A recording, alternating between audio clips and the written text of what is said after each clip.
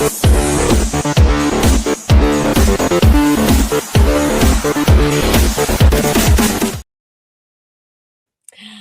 everybody. Good evening. Welcome to the rating show. I'm actually feeling a little bit better about this week than I was last week. And I think, I know it's because there was an obvious uptake in attitude and intent. And that makes me feel better, even though we lost. Hello to Pete and Brett and Oliver. Good to see you here. My co-host has had just the shittiest time as what we all have, so let's waste no time in bringing him on. What a time to be alive, to be an Essendon and Carlton supporter, Pom. You know what? I actually did some analytics. We've been talking about it off camera, but I did some analytics. You know, this week, I have spent 12 hours this week watching Carlton and Essendon rewatches. Oh, no. Pain. Are you a masochist? I don't know. I mean, I'm sure there's people who pay a lot of money for women or men to treat them like these two football clubs treat me. I'm doing it for free. Yeah, I'm just doing it for fun. Just vibes. What? I mean, we are. Do you consider your club at rock bottom now? Oh, fucking yeah. I reckon, you know what? I did actually say to my mate, right? Because my mate has got he's in a box for the round 12 game, you and me, us. He's got a box. And he was like, my boss has given us a box because they've got a deal with the area. And yep. I was like, you and your mates, me, Fiona, Terry, might be the only people who actually watch that game on TV or attend it. I was like, there'll be absolutely no neutrals on that game. There will it might be the worst game in history. I thought we saw the worst game in history on Saturday night in terms of skills. I don't know which is worse. The fact that your club gets your hopes so high, not just even a little bit high. 40-point lead is a good lead. That is a decent lead, a 43-point lead. At least we don't put out any kind of extreme hope and then rip it away, like ripping out your heart and then serving it to you on a plate. Your club do that. That's cruel. Thanks for that, Fiona. No, 100%. 100%. I have to say, look, as a man that is going through the thick of it at the minute, and you guys and girls have dragged me along for the ride to enjoy yours, I actually prefer watching you guys, I'll be honest. Because there's no emotional attachment, though. It could be that. I mean, this is like my dirty affair, isn't it? Do you know what I mean? What a good way to put it. This is the exciting one, and then I go back home to Carlton. But no, look, the both. I take no enjoyment in both teams. I'll be honest. I know some people said that I had a smirk when I was talking about how bad it was for Essendon when I did my fixing Essendon video. That was involuntary. I take no pleasure in any of this. I don't know about that. Not. I reckon you had a vibe. I was picking up on an energy. Absolutely. Look. Obviously, there's. Look, I'm a Carlton fan. So I don't love Essendon. You are making me like you, though. I'll be honest. But good. Yeah, I mean, obviously, the words Essendon have hit rock bottom brings us joy to my heart. But then there's I love it as well at the same time. I'm in a weird place. Do you know what I mean? Because it's like I've been at war my entire life and I've fallen in love with a German girl in 1944. That's how it feels. Do you know what I mean? I've spent a good 7 years trying to win, and now I'm like, oh, you know what? They're actually all right. You know, don't mind them. It's painful. That's what it is. Hello, DeLuca. And Pommy thought Saturday night was bad. Correct. Hey, Jez. Hey, GS1. How are you? Yeah, we could do a coach swap. We could do much worse. No. Please How don't. Are you? Why? You don't want it? But you want Voss out. So yeah, but I wouldn't wish. Look, I want Voss out of the industry. I don't want him coaching under nines in a country town. I wouldn't wish him on you. Look, I don't like Essendon. I don't hate them that much, though. Right, okay. Langy, you big legend, how are you? We can barely score 43 points. Yeah, let alone get a 43-point lead. We actually struggle to score. CJ, harsh but accurate, yes. praise be Sully Roby, saviour of the Essendon Football Club. I good. mean, he was brilliant. But also, it is typical of us to put all our hopes and dreams into a 18-year-old saviour. The saviours, Pom, the saviours are getting younger and younger. I'm finding. Yeah, pretty soon we're going to be going on the ancestry, looking at like the fucking James Hird lineage. Did you know what I mean? Like, oh, he's got a great niece. But yeah, no, I'll say this though. At least my club, their VFL are absolutely appalling. Like, I watched Carlton's VFL this week and I was like, at least the best players are in the seniors. Like, at least you guys have got, maybe Roby fixes it. Like, Carlton at the minute have got Adam Sard absolutely stinking it up against Postman in the VFL. Isn't he injured? No, he played this week in the VFL. Which, he's not even getting it. Jeez, the fall from grace of Adam Sard. Yeah, I know it was a return from injury, but genuinely might be the worst thing I've seen with two eyes. Adam Sard's VFL game. Oh, okay, yeah, that sounds painful. This is between me and the Bombers fans, but what a fall from grace of Adam Sard. Do you remember the hoo-ha when he got traded to Carlton? And granted, he did have. How many years was he good for you, would you say? Oh, I think he's been okay for about 2, 3. But okay, I'll say this. There's videos out of me that said you don't pay pick 6 for a halfback and you don't pay pick 6 for a bang average halfback. And so I'm not surprised. Adam Sard is what Adam Sard is. I was devastated when he left. Hello, Flip. How are you? Dive Bombers. Essendon. Well done. I wish I was sat in that room when you guys gave us the price for Adam Sard. I would have told you to piss off, but he's ours. But you now. Also did it. But then didn't you pay also Williams $800K as well for a halfback? 1 million, and then it went down to 800K. Pick 6 for Adam Chera as well. Yeah, we make some good decisions. Our football clubs make some really good decisions. Well, I mean, you ripped Carlton off, so well done. Bloody hell. Hello, Sunstripe. Roby still looks a little stiff. The gypsy in me is proud of Dodoro because part of our culture is we Don't like be proud of him. Nah, but we are proud because you did sell a dream, but you sold a caravan with no wheels, effectively, and we bought it. Oh, with the Adam Sard trade, I get you. I get what you're saying. Like, I remember everyone getting excited, and I'm like, have you seen Adam Sard play for Essendon there? I was devastated. No, he was good. I think he was good for us. He was the shining light for a lot of, but that also is an indictment on how bad we've been, that he was a big shining light. I was very, very devastated. I suspect, Moby, that you're talking about the game that we're coming up against this weekend, but we are not here to do that. We are here to remorse of the previous game. The funeral for that will be next Monday. Yeah. Yep. Hello, TL. The only reason you pay pick 6 for a halfback is if they're also a midfielder. Yeah. Which is why I guess they gave up so much for Williams. Did they assume that they could put him, that he was going to play? We just talked about Zach Williams. You know, Stephen Silvani used to have this obsession that you might be. He loved a might be. And the arrogance of Carlton Football Club for a team that can't develop players has always been, oh, well, maybe, because I remember Essendon having that big thing that Adam Sard can't defend, and Carlton were quite obsessed with, maybe Essendon are just wrong. We know what we're doing. and it was the same with Williams, because at the time, their coach came out, Cameron, and said he's only playing midfield until Cornelio and Kelly are fit in that final series, and he had a really good final series. And he went back to halfback when they came back. But Carlton were like, GWS don't know what they're on about. Williams is an inside midfielder. And lo and behold, 6 years later, he's playing halfback again. So the arrogance of the Blues never ceases to amaze at times. Wow. Okay, well, let's put the shit on the shelf in terms of Carlton and talk about our shit, our version of shit, and that is the midfielders. Aside from...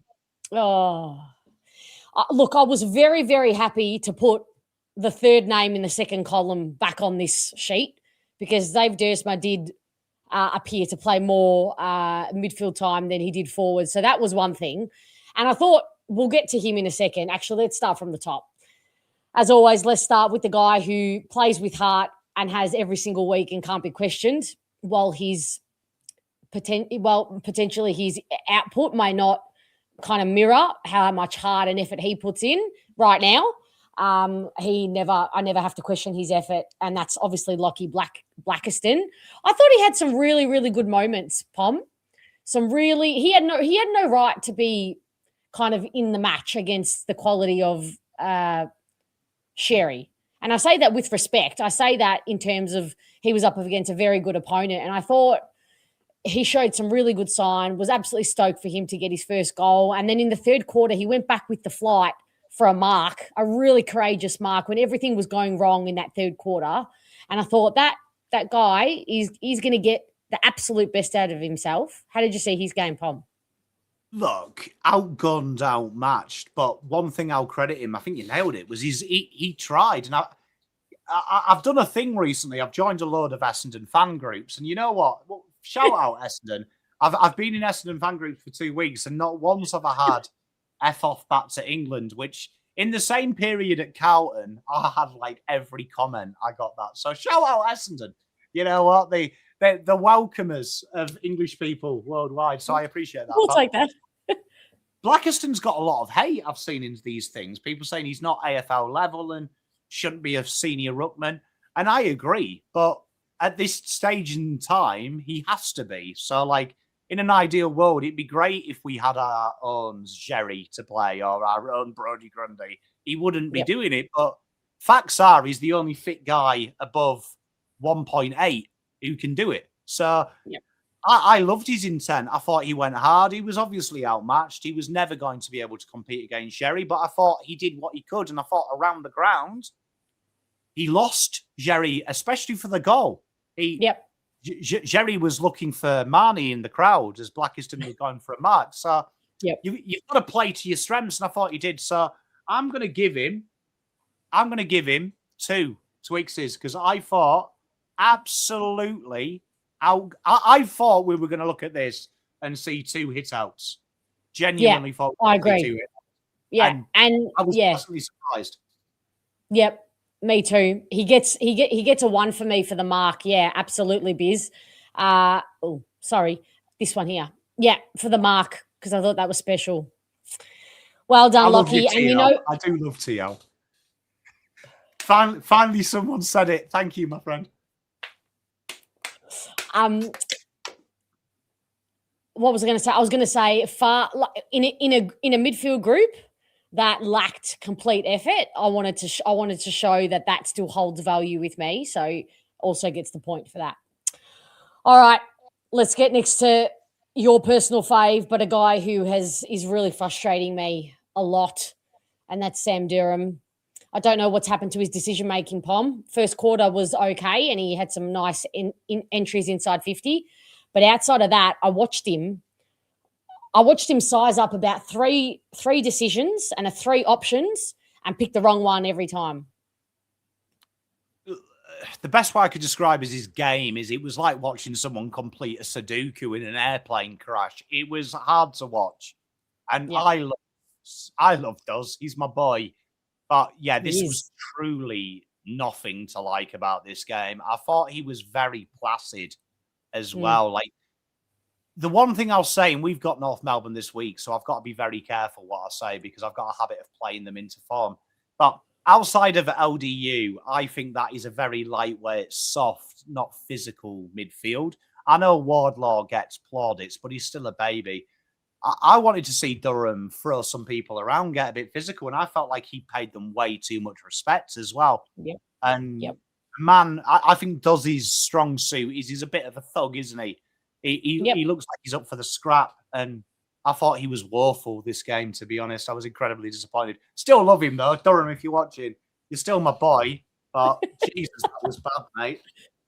Yeah, highly disappointing. I thought maybe foolishly that he would be able to fill some of the big shoes that Nick Martin had left in terms of his work on the outside, but he's proving that I don't think he has enough poise and composure and decision-making to actually do it. So, yeah, very disappointing. It's a big 0 for me. This next guy, I have given him a Twix purely because I thought that he was out of the bunch of them outside of Blackiston. He was the one who actually was throwing his weight around a little bit and tackling with a bit of grunt and to hurt. That's what I thought. And maybe it's a bit soft of me to give him a point for effort, which should be non-negotiable. But I also thought he had back some of the competitive fire, especially in the first half. Yeah, the big thing that killed me about Colders is it felt like at the at the start of the game, it felt like this was going to be one of the all-time games from Caldwell. He was physical. I thought he made George Wardlaw look average. He got him holding the ball, I think, in like the 5th minute.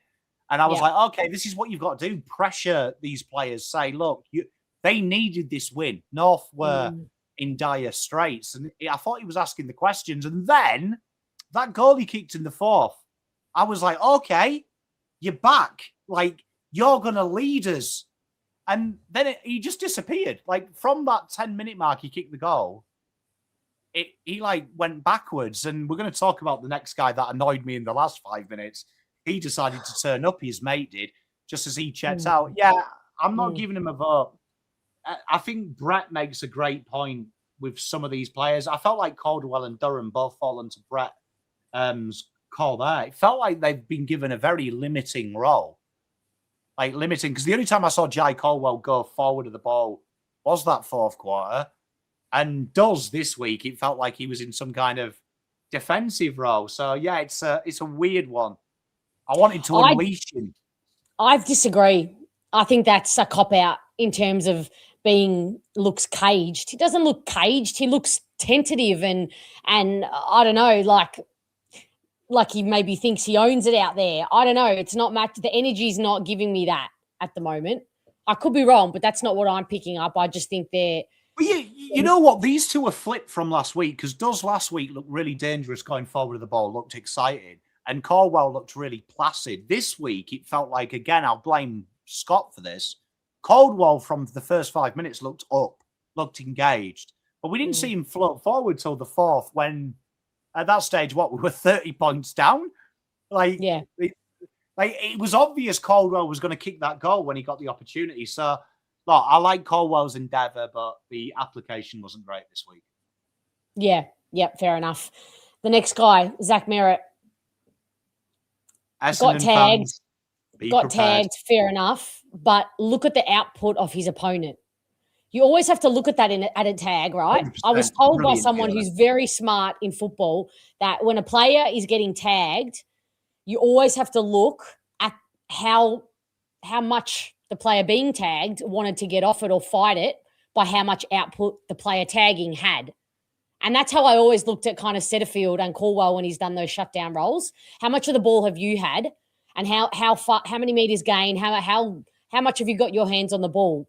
Because that to me tells the entire story, and it did on Saturday night for Zach.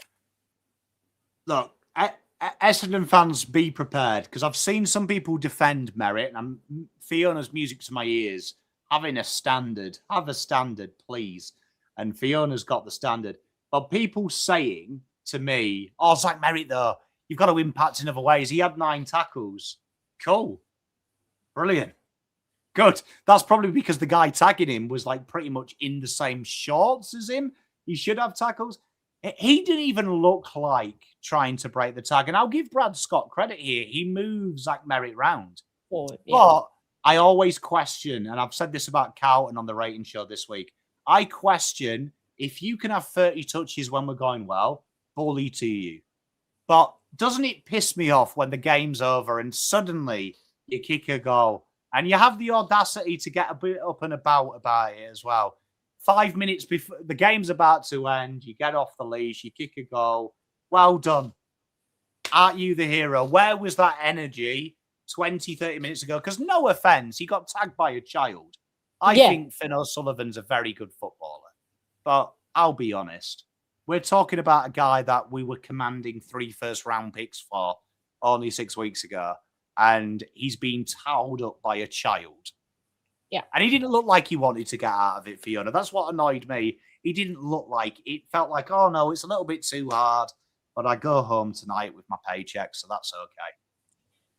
That's exactly what I said on the fan cams. He did not look like he was up for breaking through it. It was more a case of, well, no one's going to help me. This mountain is insurmountable, so I'm just going to float around. And I know he probably wasn't consciously thinking that, but that's certainly what it looked like. So definitely no Twixes for me. All right, this next guy, he's getting a Twix from me. In the first half, he was one of the best midfielders, and he was actually being that conduit between the back line, the midfield, and the forward.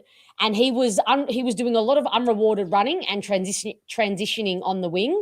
And I was watching him off the ball, and I thought, wow, this looks like an invested Kyle Langford. Maybe all it took was to get him up and about and moving around the ball. He wasn't perfect with his polish and sometimes his poise, and he had 3 shots at goal and got none. So, it's not going to be many Twixes, but I thought it was a big step up for him. Yeah, look, we think he's the conduit between the midfield and the forward line. If you told me that he was going to be the midfield to defence conduit, I would have gone, what? But I thought he worked really hard, and many times I think this scoreline by the half could have been a lot worse if it wasn't for Langers. How he offered the outlet, gave us a chance to breathe a little bit, worked tirelessly, 7 marks, covered a lot of ground for a guy that you wouldn't think about him, really. You wouldn't think about Langford doing that role. Well, I certainly wouldn't do.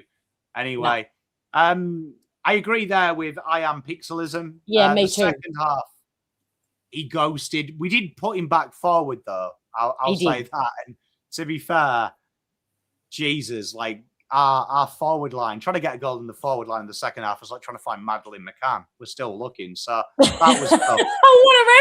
What a reference. I still believe she's out there, by the way. I still believe she's out there somewhere until the day I die. Yeah, maybe Ben Jacobs told her where to go looking at our midfield structure, and he's just got lost in there. But look, I will come to the table. I wasn't going to give him one, but I will give him 1 Twix with you, Fiona. All right, beautiful. I think because it was a big jump up, that's why for me he gets a from last week, 100%. Because last week I wanted to shoot him. Yeah. So Oh, okay. All right, let's talk about this next guy who's having a weird old start to the season, and it's not entirely his fault. He's been pinged and ponged around from half forward to wing to he doesn't know what he's doing or where he's going, and I don't think we're getting the best version of Xavier Dersma at the moment. Every coach under pressure seems to have, like, that scapegoat where they punish a player's best role by making him fill in somewhere else because he's the only one. Carlton have had loads of these players. This is my first time really looking at Essendon. Feels like Brad Scott knows there's problems, but he's like, Xavier will do it, though. He's willing to play halfback. He's willing to play wing. To be fair, he is that temperament. He is a very, very, very lovely, beautiful, accepting, open man. Like, I feel like Xavier, if I was his coach and I said, can you go in the ruck? He'd be like, sure, Pom. I'll do it, mate. Yeah. I'll do it for you. That's him. I don't mind. And this kind of annoys me because I think there's a lot more to Durst than there is. There's a lot more to Durst than he is. And I agree with James. Good day, mate. Good portman, this guy.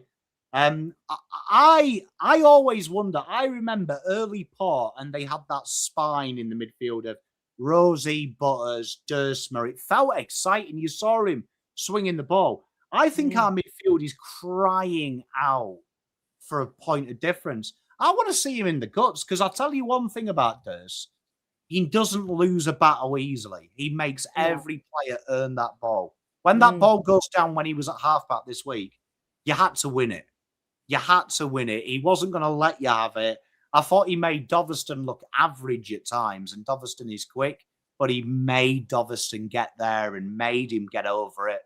I really liked Durst. I just feel sorry for him because it feels like second half he was on the left wing and we never went down there. So it's almost like he's got, and that's where Langford went forward at that time. So it's almost like Scott was like, I need someone to run. Durst, he's a man for the occasion.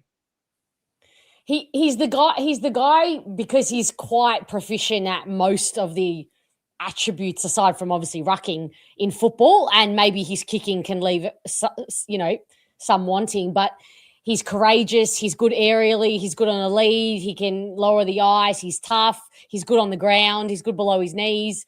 So I think they want his attributes in all the positions. But for him, I don't think it does the player any good, unfortunately. Does he get any votes from you?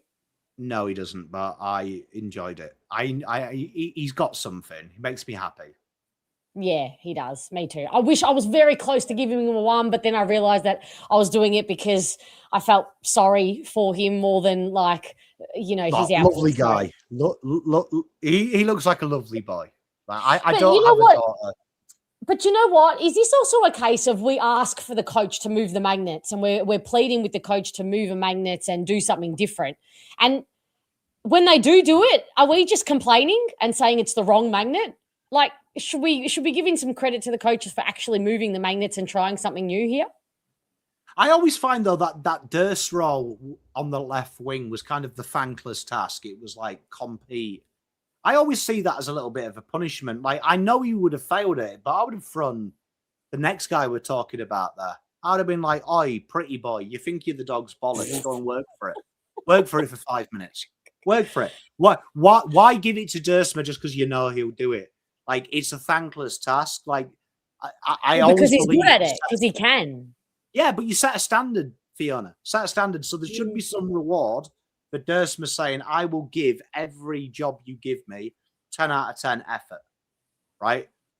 But you will still give Darcy Parish freedom to absolutely stink the shit up in the midfield, and he'll just do that little hair comb flick he does, looking all pretty.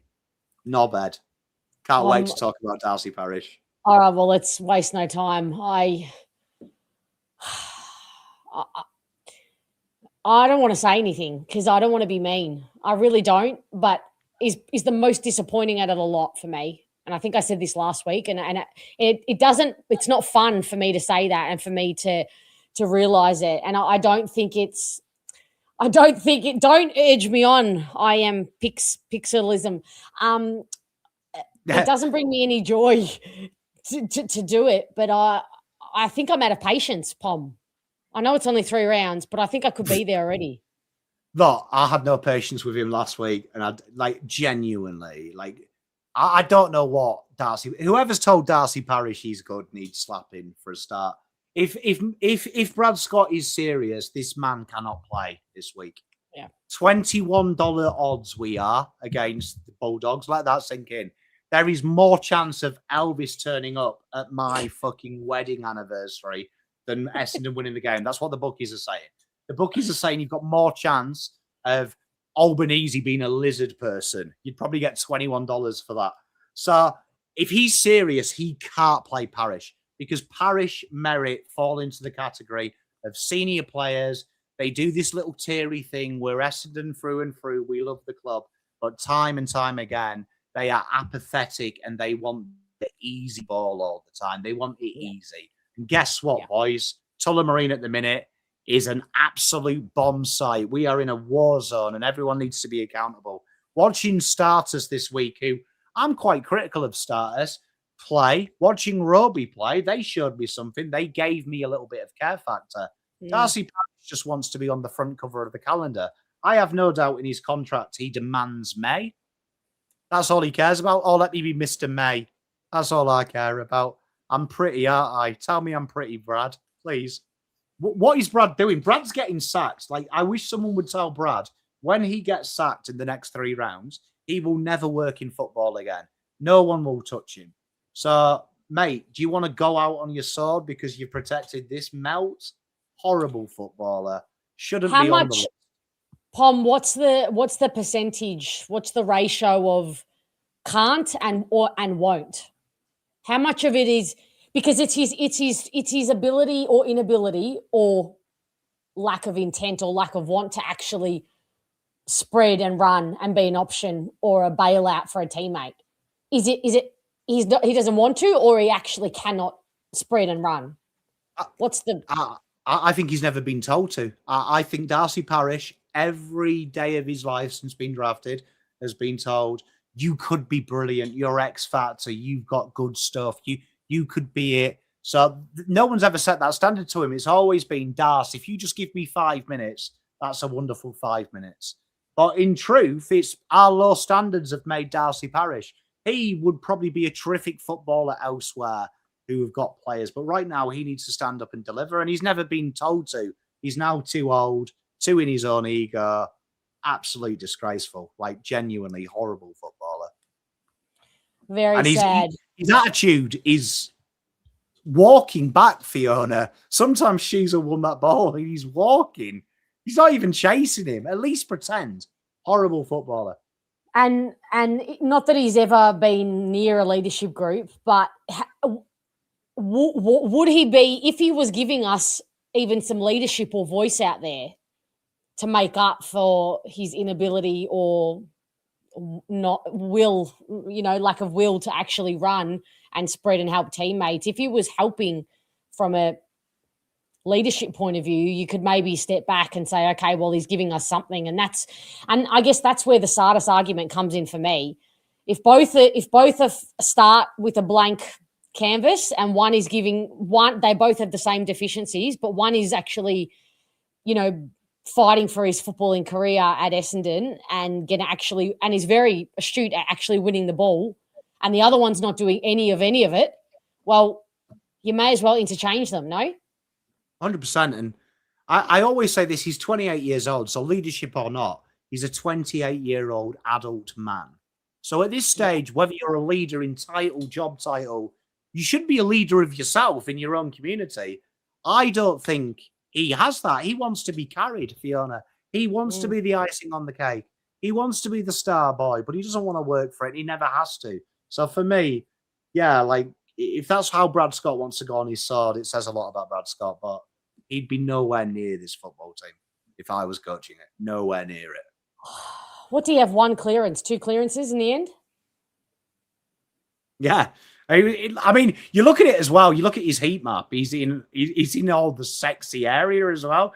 Like, I just checked his heat map while we were talking, and I'm like, it made me more angry because I'm like, I should have seen you the entire game and been God, oh my God, what a footballer. But I can't even remember him. 1 clearance for 68% centre bounce attendance. That is horrific. Quality. That is horrific, guys. But it'll quality, innit? Like, and like I say, 28 years old. Like that. Look, Status, TL. I think it was TL who said it. No, Bombers Rocket fan. Good day, mate. And I'm so used to you Essendon fans because I see you on my channel all the time. So you all merge into one because you're all great. But no, I agree. Like, Status, give him 4 weeks. I'll tell you what. Could it be worse? Because genuinely, I'd rather see Fiona on the ball. Genuinely, that's not dissing you. But at least you'd give me some care factor. That I would. In absolute droves. At least I wouldn't be watching and going, oh, at least she wants to be here. She wants to win. Like, Parish looks like he's thinking about, oh, I hope Guelphy doesn't take too long because he's driving me home to Rebs tonight. We're bringing Guelphy back into the conversation. I'm looking forward to Guelphy being delisted because I'm going to be straight in his DMs because I want him to be my cause. I reckon slide into his DMs. Yeah, I reckon Pom and Guelphy show would rock. Oh, not sure about that. I thought, man after my own heart. Look, I like a beer and like going out to Rebs. I'm just too old now, so could relive my teenage years through Matty. I reckon we could have some fun in life. But yeah, midfield is horrific at the minute, and it's always the same people as well, which breaks my heart. Bebs and Rebs, Nuffy. What a show! It writes itself, doesn't it? Writes itself. Me and Guelph. You know what I mean? We could do it from the upstairs at Rebs as well, the podcast, so he doesn't have to travel too far. Be good fun, I reckon. Probably get counselled, but it'd be all right. Guelphy will be gone this year, contract year. Hey, look, don't be mean to Guelphy. Look, I keep telling you, he's not a good footballer, but Guelphy gives you stuff that sometimes is more than football. He reckons like he can take a joke. That's what I like about Guelph. He takes a lot of the butts of my jokes. He does, poor bloke. Bless him. Recovery lounge. Hey, Nuffy. We should actually merge the Carlton and Essendon rating show. Just call it the Recovery Lounge. It would be probably easy. TL, I agree. I reckon Guelphy would be brilliant. I reckon he's a great guy. Like, I tell you what, if you were doing a draft pick of Essendon players to go out on the beers with, Guelphy's top 2 picks, isn't he? Fiona, we're arranging a night out. Yeah, all right, I'll be there. I don't want to be the dedicated. I don't want to be the dedicated driver, though. Is that all right? Nah, Blackiston looks responsible. I think he'd drive as well. He is very sensible. Very sensible. Do you know what I mean? So, yeah, I reckon Guelph would be top 3 picked. I'd probably pick him first. All right. Let's get out of Revs and onto the defenders. Who's coming to Revs from the defenders? They all look nice boys, to be fair. I don't think any of these have ever been in Revolver. Maybe Ben. I reckon old mate Jackson Pryor might have dwindled in those areas. See, he's a bit rough. Yeah. They all do look nice boys. I wouldn't want any of these boys to go in Rebs, though. I feel like it would taint them. True. All right, let's get to the first guy on the list, Ben Mackay. Strange odd game for Benny, because largely I thought he was okay, but then I look at, Larky only kicked 2, but he did have, I think, 5 scoring shots, and he did have a lot of score involvements.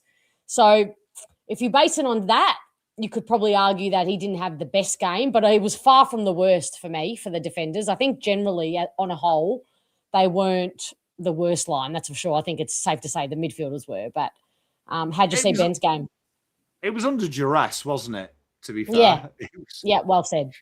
It was under duress. Like, I reckon all of these guys were glad the game finished and they slept well. But, the other thing I have that annoys me with Ben is I think he's kind of billed as this $1 million footballer, Sam Taylor, the second coming.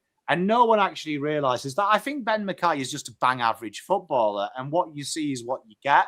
And that's okay. Being average at AFL is the top 1% in the world. So it's a pretty good place to be. But I think he has this layer of expectation that people expect him to be in another league, where what I see is just Ben is who he is.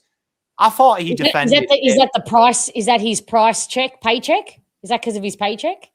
Probably, but I also think that, because whenever you're an acquisition, Carlton do it as well. When an acquisition comes in, they instantly assume he's going to turn you into another dimension. And I always say, for a team to sell a player, it doesn't mean they overvalue him. You might have overvalued him by just trying to pay to get him across. And I think that's what happened with Ben. You paid him that to get him across.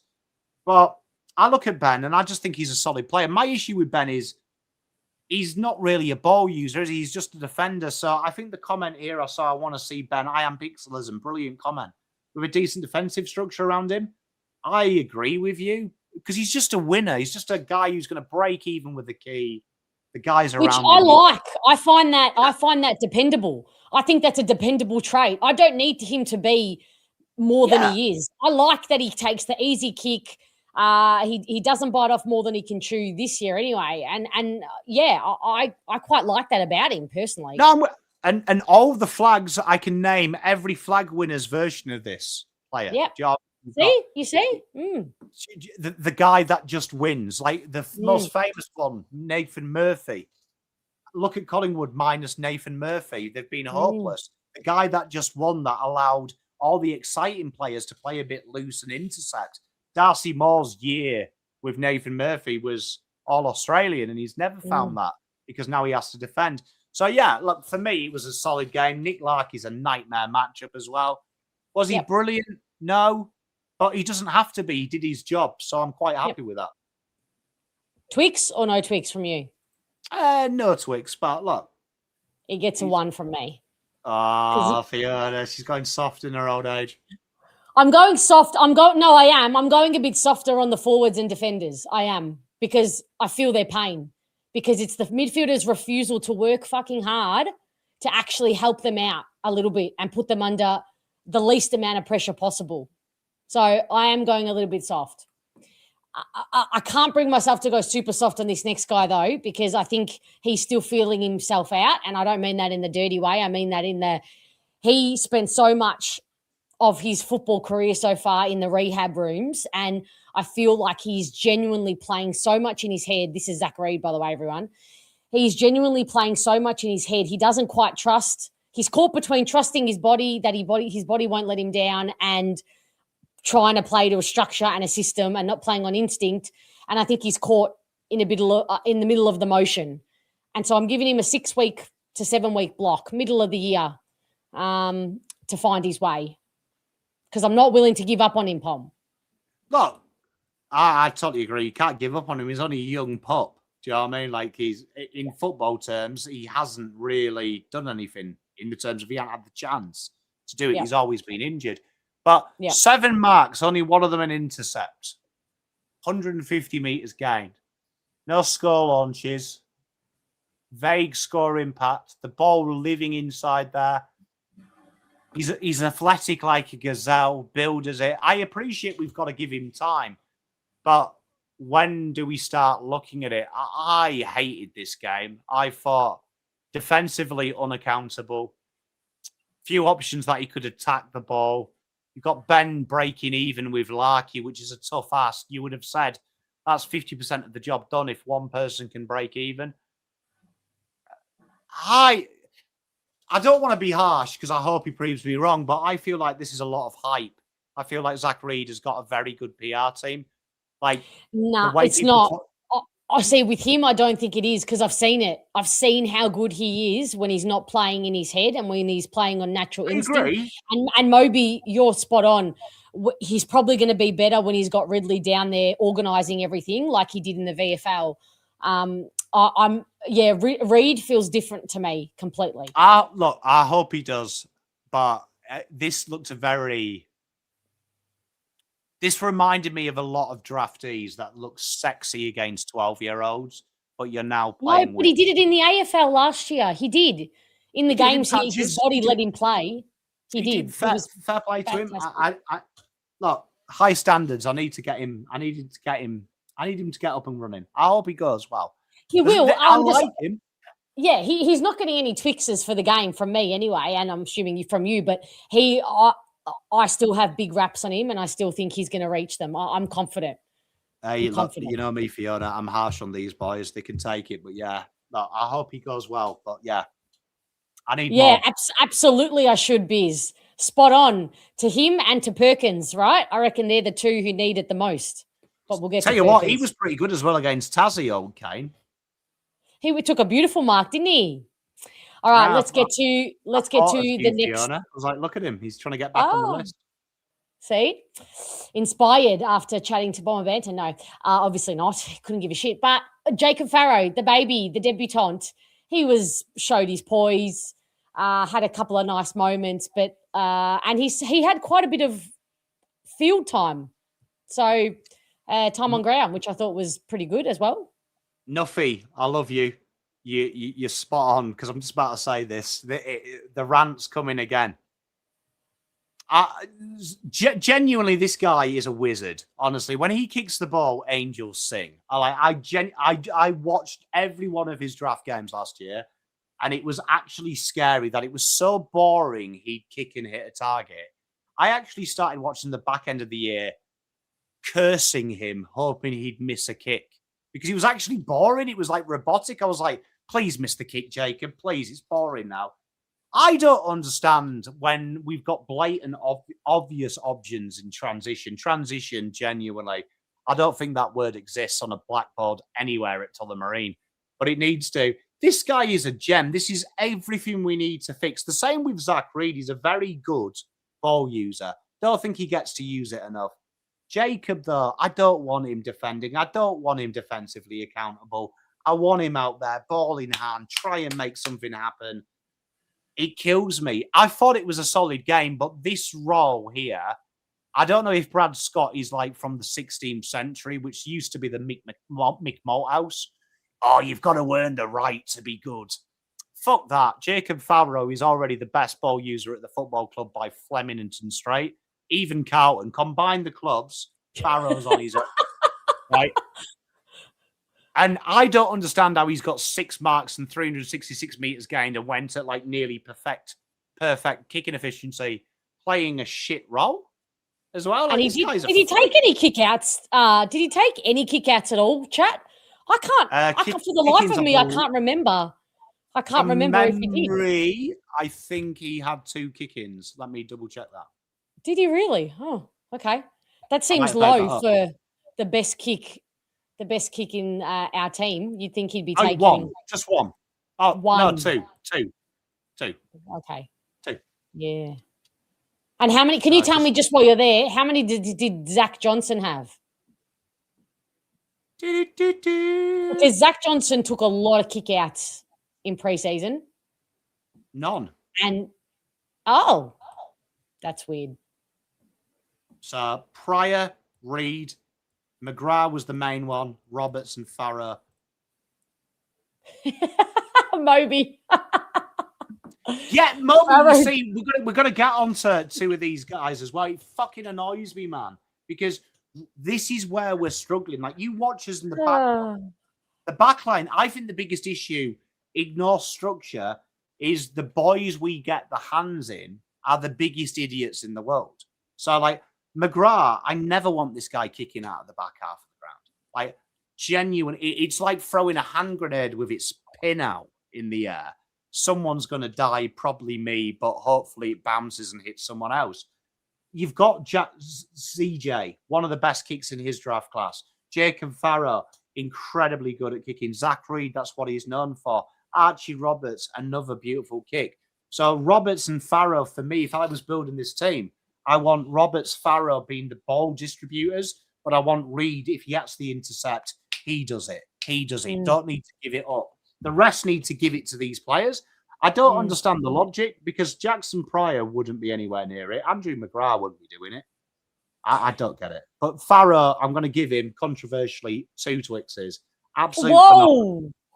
The worst role anyone could give young Farrow, that. Like, genuinely, if I was trying to ruin his career, I would have played Farrow like that. Look, if I was trying to get Farrow to trade to Carlton, I would have made him play like that. I would have been dropping subtle hints. Carlton will play you at high half back, mate. But 92% under pressure, Fiona, with lots of meters gained that were positive, proper meters. Beautiful. Yeah. Most definitely gets a 1 from me, though. Not quite 2. And let's talk about the captain. Just not hitting the spot for me. I don't know how to say it in a more football-like way, but that's all I can say. I don't think he overly turned it over in really poorly, but just is not rebounding, not generating run, didn't really lock down on a small forward. Played on Zane Dursma for a bit. I don't know if that was just interchanging between him and Pryor, and it all just went to crap for me. Well, we just talked about bad positions. This guy, for me, I keep saying it. I know it's boring, but play him in the midfield.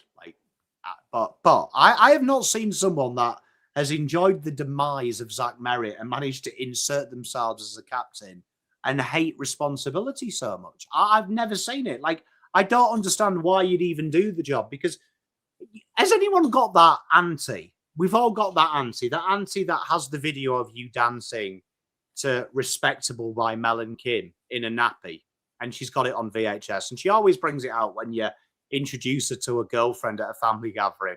She has a few too many drinks, and she talks about the time that you weed yourself. Where is this analogy going? No, but you have that fear of dread when she's had a couple of wines. You hear the cackle, you see her talking to your partner, and you're like, "Oh fuck, she's telling that story again." That's how I feel when Andrew McGrath has to make a decision under pressure. I'm like, "Oh shit, it's gonna go to tits again." I have no confidence in what he does. I don't think he does. And he's a leader. He's the top of the tree. I think he's by far the worst backman, but he's getting all the cushy jobs and the easy stuff. Cushy jobs? I disagree with that. I don't think he's getting cushy jobs. How many times does the ball find him? We look for him and he wants to take that responsibility, but he's not quitted to. I would say a good leader would be like, I'm going to shepherd for Jacob Farrow. I'm going to shepherd for ZJ. I'm going to shepherd for Zach Reed. We're going to come on to Zachy Johnson in a minute, but totally ignored, and he was out on the left on his own at times. This is where a captain says, look, you know what? Find ZJ, get him into the game. I felt this was just a guy going through the motions. I might be harsh, but I just don't like it. I don't feel it.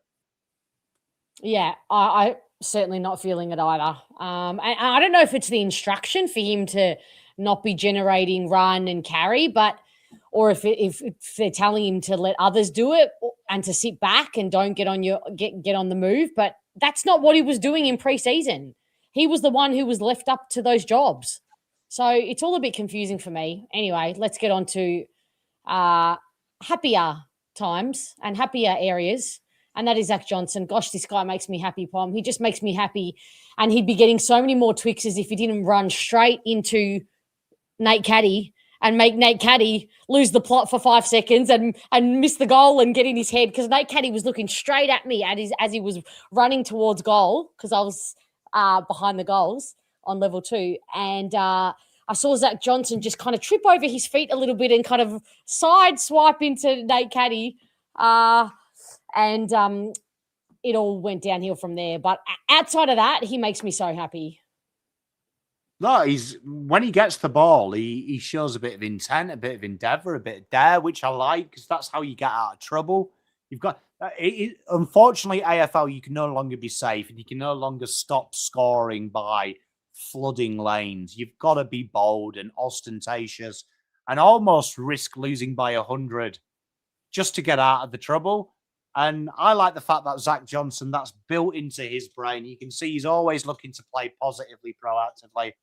Yeah. I don't like it, though, when I look at the back line and the players that have had the ball, particularly given to them uncontested, which would indicate that we've switched or tried to look for avenues out, is people that I wouldn't want to see kick with the ball in the back line of the ground. And I see this poor guy here has had 9, which just makes me think that we're playing to our anti-strengths. I wish we'd use him more.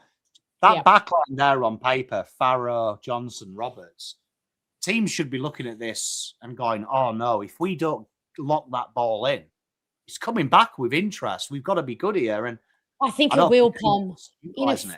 In a few years, I think it will. I think that is the fear that it will put in. And I agree.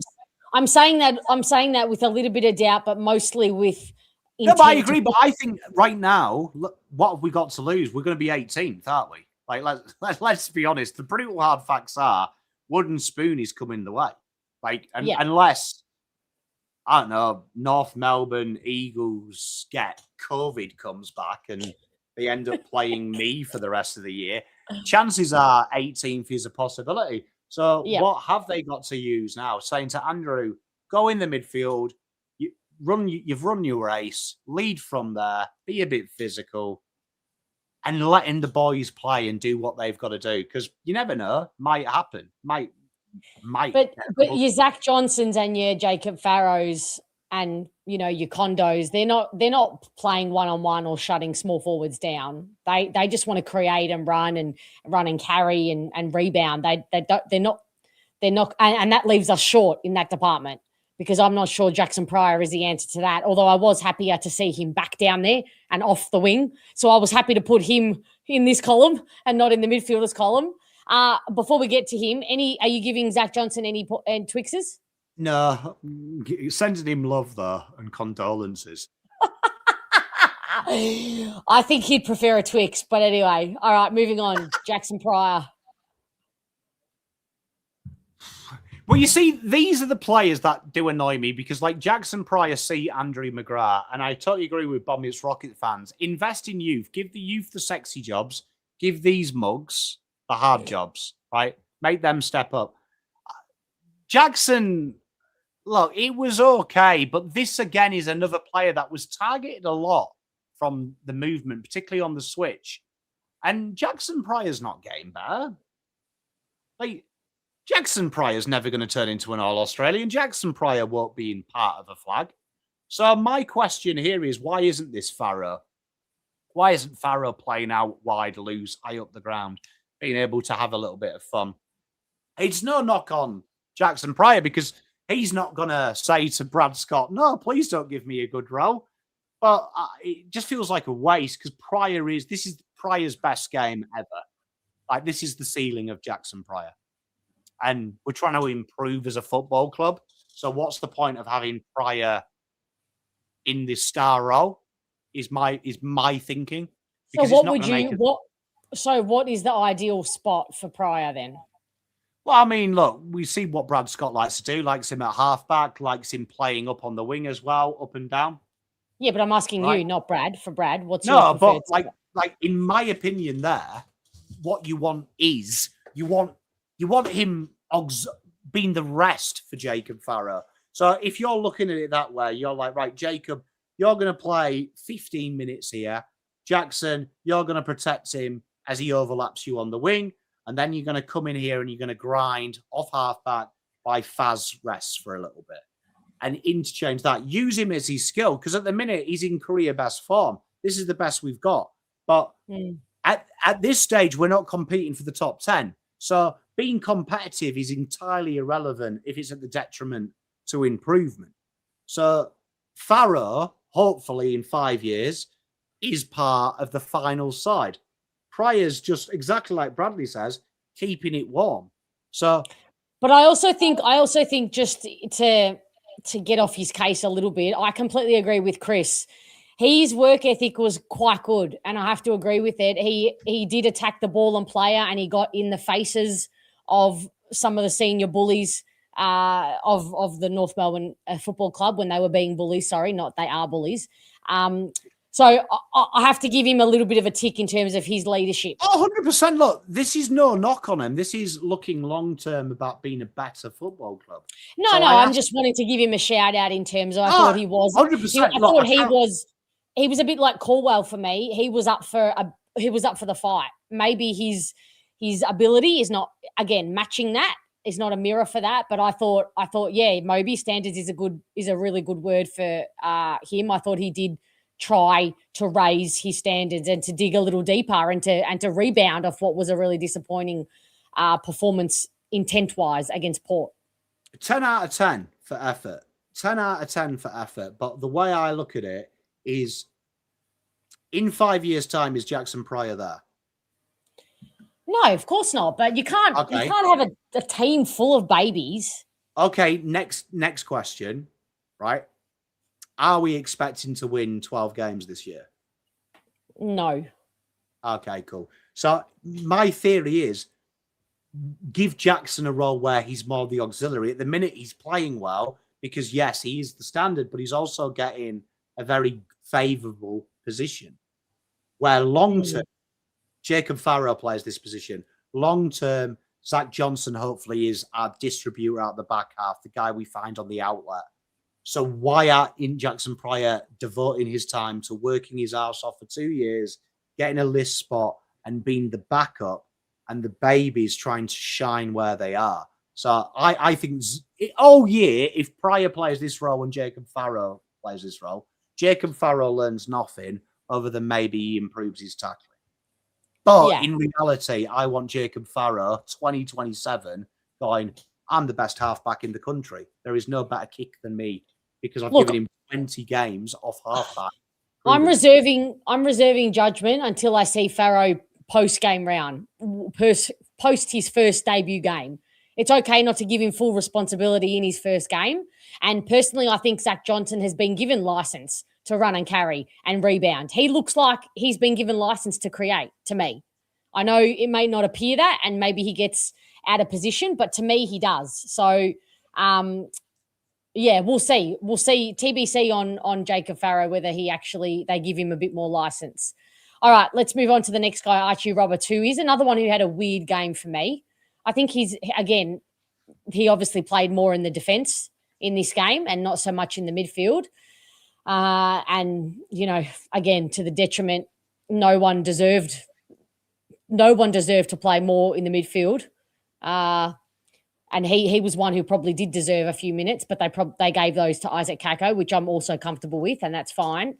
But Archie Roberts played at half back, and a bit of a weird one. He's so much in his head when he's kicking the ball now. He's aiming for perfection.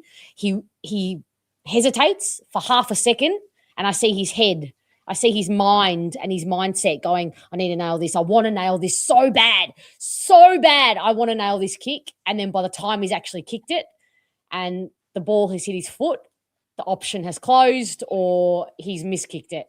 So, but I can't fault his effort. His standards are high for himself, and I love it. I agree. I mean, this was an interesting one because, he only played a quarter of the game in midfield last week, as we discussed, and I slammed Scott for it. And I'm going to slam him here because he played 0 time as centre bounce attendance this week, and he's lowest in the midfield when he was there. And I thought this was the week. North have got babies in their midfield, bar a couple. Let him have a shot at them. Let him have a go. Go head to head. But it feels like he's trying to do too much, and I do worry about Archie of how much as last year and the predicament here because he feels like he takes it personally. Like watching him, every mistake seems to burn his soul. Yeah, and it does. And I love that about him because it means his standards are so high for himself. Caddy's the same. He takes it personally. He was whacking his own head when he missed one of the shots on goal. And I do love that because I do this. I've done the same, high achiever all my life. And if I'm not reaching perfection, I turn on myself. So I kind of love that about them, but they're going to have to find a balance, right? Because it's starting to become an intrusion on his ability, and we can't be having that. And that's where that's where I want to get in to the club and work on on how they're working on the psychology for these players. It's all good and fine to set them up to visualize and manifest, but if they're not doing it in the right way, if they're not going deeper into their mindset and their standard mindset when they're out there, it falls on deaf ears. And I think Archie is one to watch. Yeah, I mean, one thing I thought North Melbourne showed that Essendon aren't doing is players like Luke Parker, who is playing that back pocket role, got a lot of the ball. But you look at how he got a lot of the ball. He was the metronome. He was like, okay, this is a little bit hard. Don't worry, boys. I'll show you what to do. If in doubt, kick to me. If in doubt, I'll be there for you. I'll support Shees. I'll support McKercher. I'll support O'Sullivan. If you need me and you're in trouble, I'm your man. I didn't see that in Essendon in any of the senior players. I didn't see anyone going, right, go and make your mistakes. If it turns to shit, though, I'll be here for you. I'll be here. No, we don't have that. Yeah, and that's what annoys me. Like, see Pryor, see why I've complained about McGrath this week. Use them for that. Use them for, I'm your dog's body. I'm your janitor. But Parker's still got a heap of the ball. Yeah, but you look at 20 of them were uncontested, like easy ball. Like I watched that third quarter where I think he had 8. And like loads of them were like she's all trying to take too much on. Oh, here you are, you're running with me. And when you think of Luke Parker, he's that thug, he's that hard on baller who has now adapted to be like the daddy of the babies. He's like, if you do something wrong, I'll be here, buddy. I'll look after you. Like, You're right, Moby. You're right. That's exactly what you did. And that is look, he's got a big ask. But that's who he is. Ridders is gonna have to play 4 lines. Poor guy. Poor guy. Now I feel like oh God, chat. Now I feel like we're setting him up for failure, and I reckon I've talked him up too. I can't believe how I saw. Admittedly, I only saw one, but it was one comment on Twitter.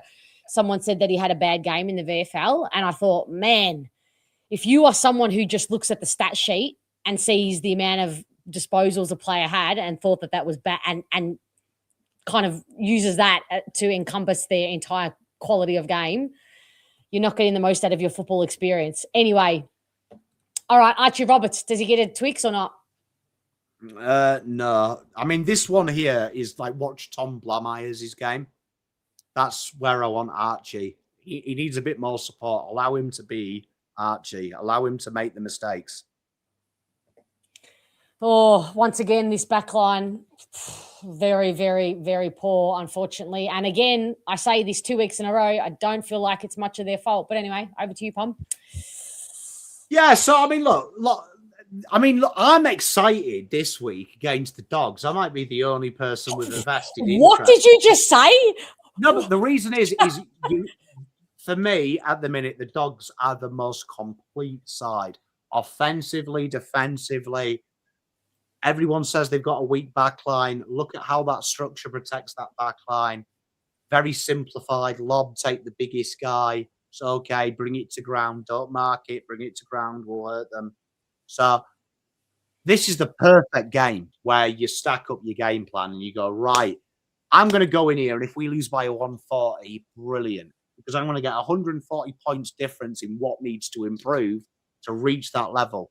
But I think this is the test for a lot of young boys. And I disagree with a lot of people saying, like, Scooter, I saw you were in here. You made a comment about my jacket. Thank you very much.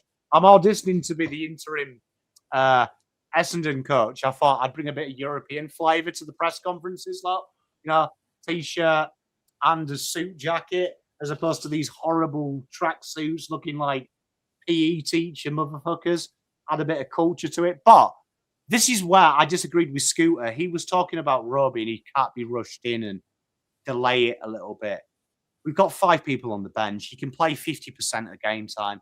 Roby in this game, I want him to play. Roby against the Doggies, can't think of a better game for him to debut against the current best in class at the moment. Have a go, mate. Make a name for yourself. Try and beat these guys. Rough them up a little bit. Same with starters. Parrish wouldn't be in my team this week. I'd be saying to starters, go on, mate. You are about to go against the best midfield at the minute. It is humming. It is tearing teams apart. You want to make it in this league. See how you stack up against the best. You're about to go against a midfield that makes teams cry when they see them names. So go out. See if you're good enough. Have a go. And that would send a message to me. If the team sheet this week read out Parrish, out some big names and in starters against the best possible midfield, that's big. So, you look at this week. Last week we laughed because I think half of Essendon's team was playing 55% minutes. You look at it this week again, still quite a large percentile of people under 65%. So why not play him as that extra? Play him as that. CCJ did it for North. He's underfit, and quite funnily, CCJ, because he's a best player on his team, Jerry's an absolute dirty dog and rubbing blood on people. He's now going to have to full-time ruck against Carlton. So, but he played 30% game time. So you can quite easily bring Roby in. What's Roby going to learn? Beating up on chumps in the VFL. Play him 40%, 5% game time. Give him 5 minutes, end of every quarter. Go in there, impact, see where you are. We'll protect you. Go in there and have some fun. Oh, my gosh. This is not loving me tonight, Pom. Mobby, I don't want to break them. I want to see how they go because they're the future of the club. They're the future of the club. Like, at the end of the day, look, I don't get me wrong. When I speak on this channel, I'm one of you for this 2-hour period. I want you to win the flag. I'll do everything to get it. I just believe, get him in there. Get him in there. Because all right, Parrish plays, honestly, I might... Can I have my say? Can I have my say on Roby? Oh, yeah. I appreciate... I appreciate... busy. No, I was, but I'm ready now. I appreciate what you're saying, and generally I would agree, but he did not have a lick of preseason. Not a lick of it. And he may have done he did like 2 sessions towards the end of it. He has no conditioning in the legs. He had a back issue, so he wasn't able to run, whereas Ridley and Edwards, they were able to clock up the kilometres because they had hammies and knees. So they could easily, well, not easily, but they could conceivably come in. But to play Roby after only two VFL games, I don't think would be smart for him. And yeah, I'm okay if you have to. It's not about the dogs playing the dogs. It's not about that effect. I don't really care about that. It's more about it's not going to set him up. I know we have 5 on the bench, but I just don't think putting him in and him not being able to get the best and do what he wants to do because of his conditioning, because of his fitness, I don't think that would be good for him. That's just my view. Look, you could be right. I just think at this stage now, look, 30% of Roby would probably be a lot more productive than 70% of Parish. That I would. Well, I am all aboard Elijah Sardis and Darcy Parish out, and that's not to say. Or if my guy Sharp is ready and he's okay to come back in, Dyson Sharp is absolutely. I mean, Darcy Parish is absolutely out for me. But anyway, let's get to. Let's do it. Let's do the next. Let's get to the happiest line. And unfortunately, if you don't want to see a little love fest for you might want to click off for the first 5 minutes of this next conversation, because I tell you what, you needed to step up. Every senior player was required to do better than they did in the Port Adelaide game. And some did, and no, some did, most didn't, but one did. And that is big Peter Wright. From the get-go, from the first bounce, he refused, Pom. He refused. He refused to fucking miss a target, to not wear a contest, to not be a support for his fellow forwards. He refused. And I tell you what, if every other player on the list tuned in and tapped into that mindset and that attitude, it would have been a very different game. He was fantastic and he needed to respond, and he did. And he delivered the ball inside the forward line like he never gets it delivered to him. 3 inside 50s, 87% disposal efficiency, 2 goals and 9 score involvements, which was the highest for the entire ground between either team. So, Big Ginger, well fucking done. 4 Twixes from me. You know what? And Bombers fan nails it. Prove me wrong. Like I agree. Like, he's proving all the senior players wrong, because that is the output I expect from someone over 25 at Essendon Football Club. Nothing's too hard. Nothing's too easy. I will give my all. I will find a way to impact. I ain't going to give up. I'll keep on going. I'll bring it to ground. I'll play higher up the ground. No job's too big or too small. That's the kind of attitude that I want to see from these older guys. And I don't think that's Peter Wright's preferred role either, Fiona. Is it? I don't think, if you ask Peter Wright, do you want to fucking be running up the wing? He probably doesn't want to do it, does he? He wants to stay in the goal square and kick goals. No, he actually enjoys it. He enjoys getting in amongst it, especially if he's not having a good game. He likes to be involved and he likes to have a say. He's not really a follower by personality. He's more of a leader by personality in terms of how he is off the field, a commander. I know people will question that, and please don't yell at me. I know he doesn't always display that on the field, but off the field, he's definitely more of a commander than a follower. So, did he? How many did he get? Just one? Oh, that's disappointing. I thought he deserved more, but okay, maybe that's Peter Wright colored glasses. Okay, fine. I accept it. Fine. I am self-aware. To be fair, one vote in a 30-point loss is pretty good. To be fair, 12-point loss. Sorry, 2-goal loss is pretty good. Okay. All right. Look, all right. I think you've nailed it. Look, genuinely, I think that attitude is incredible. Incredible. And the only person I saw who is old enough to vote with leadership characteristics, that was infectious for me, because his last week was shocking, wasn't it? Like, I was debating dropping him and you were debating banning me from the show. So what a turnaround. Look, am I at 4 votes? I will come up to 3. Okay.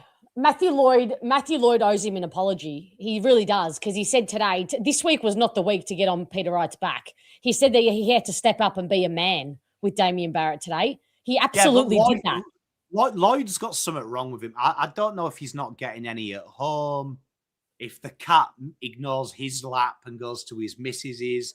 But for some reason, I don't know if Lloyd is watching Andrew Tate recently, but he has used a lot of these like soft, weak vernaculars. I don't know what's wrong with him. Like, I don't know. Look, Lloydie, if you're watching, do you need a hug? Is it because your brother destroyed Carlton? Absolutely destroyed him, and you didn't question him once. Yeah, you sacked the janitor though, but Brad was fine. So I don't know what's wrong with him. He just needs a cuddle, maybe. I'm not saying that Peter Wright didn't deserve it last week or the week before. I think there are others who deserved it more than him, but to get on his back after Saturday night, wrong. No. You know what? I did listen to him. You know what? For me, you lose credibility. You lose credibility when you do that kind of shit, because it means that you haven't actually watched or invested in the game. Because if you'd watched closely, and maybe I watched Peter Wright too closely, but if you watch him closely, he was actually a terrific support for Archie May on Saturday night. You know what shits me about Matthew Lloyd, and Carlton pundits do my head in as well, is they're really quick to pick on Peter. I'm sorry, but he really did. He's not lying. I reckon there's way more than 3, to be fair, as well. I reckon he's absolutely undersold that. But you know what annoys me about him is he never gets to the root cause of the problem. Matthew Lloyd, like Peter Wright ain't changing Essendon from 18th to 10th to 3rd. He's just a player. He's just a job doer. But you never hear Matthew Lloyd actually pick at the club properly, do you? He doesn't go after the coterie groups. He doesn't have to go at the standards of being shit since he was a player. He just picks the low-hanging fruit every week, and it really winds me up. Because if Lloyd cared about the club, he'd be a little bit more concerned about the other chumps around the club. Peter Wright wouldn't be in your top 1,000 problems. Yeah, agree. And look, I admit I have rose-colored glasses when it comes to him, but even I was at the level of losing my patience with him. So he deserves the flowers, just like Ben Mackay deserved the flowers after his Hawks game. No, all right, let's get on to the next young gun who also brings me massive amounts of joy, and sometimes is my only reason to live, my only will to live when it comes to the Essendon Football Club. He had a almost night for me. He was on the brink of he did a lot of good, but he was on the brink of having a great night. This reminded me a lot of Nick Larkey's game, where he just felt like he just didn't quite have his game day boots on. Yeah. And it felt like another day he kicks 7 goals too, and he's in the paper. There's something about Nate Caddy, and you know when you pick on people like Peter Wright, these are the players I want to pick on Nate Caddy, because Nate Caddy's ceiling is world class. Nate Caddy's ceiling is flag winning. Like Peter Wright's ceiling, 10th at best. Nate Caddy, though, this is who you're harsh on. He could be 10 out of 10. He could deliver the next dynasty. I really like, you know what I'm liking about Nate, and I was his #1 fan. I wanted him at Carlton so badly. He played for us in the VFL. Absolutely adore Nate. One thing he's added to his game that no one talks about, well, there's 2 things. One is his defensive and his second efforts. Nate Caddy literally was a hands on shoulders. I can't be asked. I'll kick a goal, though, but I can't be asked. Make sure you kick it to me. He's added that chasing, right? But then the second thing I am really loving at the minute is his awareness of where people are. There was a few times that he went up for the mark, and where an uneducated key forward, Mackay does this at Carlton a lot, goes for the mark, knowing that if he doesn't mark it, he's going to knock it 30 metres away.